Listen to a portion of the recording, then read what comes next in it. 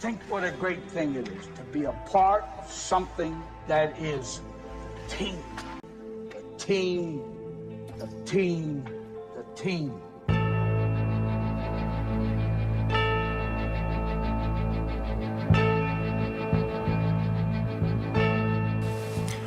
Okay, so we covered the things that we absolutely need to have for our players.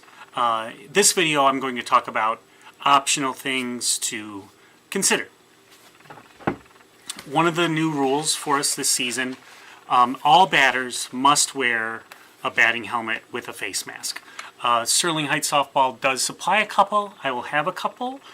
But if your player has a batting helmet that they really like, or you just want them to have their own helmet, please make sure it has a face mask.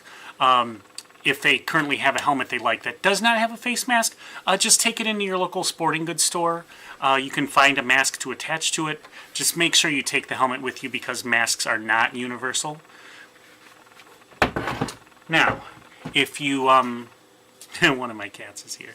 If you want extra balls to practice with on your own, just make sure that it's an 11-inch ball. We're using an 11-inch ball for the next 2 seasons, so please don't get a 12-inch ball. It'll be bigger than what we will be using in our practices and games. Something a lot of people don't think about, but that can come in handy: sports sunglasses. The sun will be a factor in some of our games, so it's definitely something to consider. Now, obviously a lot of players like batting gloves. Some are okay without them, but I do find a big factor that deters batters sometimes, especially youth batters, is the vibrations they feel when they swing, the sting. This is a particular batting glove made by Easton. It has a little extra padding on the palm. That VRS stands for Vibration Reduction System. Any batting gloves will help reduce vibrations a little bit, but just if you think it's a concern for your player, this might be one to consider. Sliding shorts. I'm actually going to put up a picture now of the uniform that we'll be wearing this season. It's probably significant if you're going to try to accessorize with it.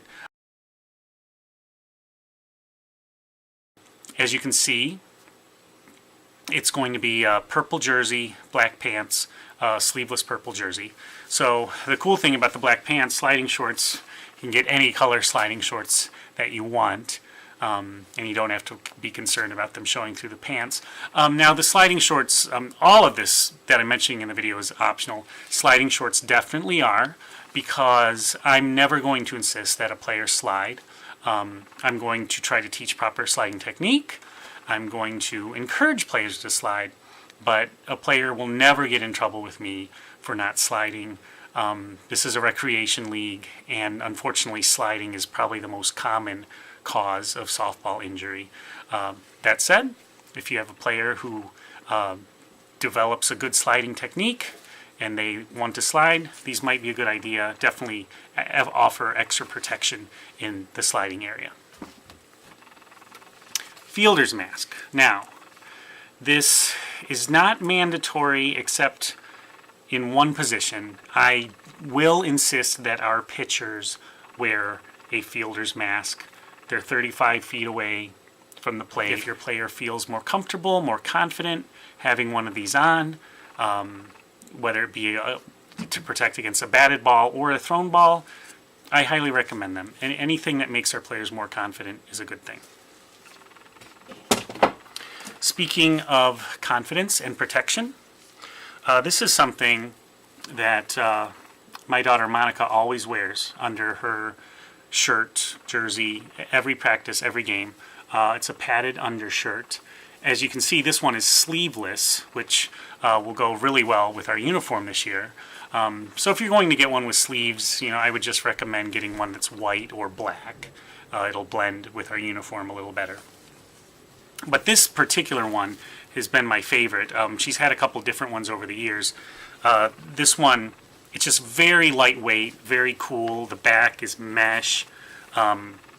It's by a company called McDavid, and the style is Hex. And actually this particular one, is free to a good home. because Monica has outgrown it. This is a youth large. I'm going to be getting her an adult small this year, but as I said, it's very lightweight, protects the heart, hugely important. This one even has, a little bit of rib protection, a little sternum protection as well. With these, if you're interested in getting one of these, especially if your player is going to pitch, I have heard that the Easton one is not a good product. I've heard that it just doesn't breathe enough, and the Easton protective undershirt tends to make players just feel really hot and overheated. So if you're interested in one of these, there are some good ones. Rawlings Zoom Bang is another good one, but I would recommend steering clear of the Easton. And I believe, at least for the moment, that's all I can think of as far as optional equipment you might want to consider for your player. If you have any questions, you can always feel free to ask me. Thanks.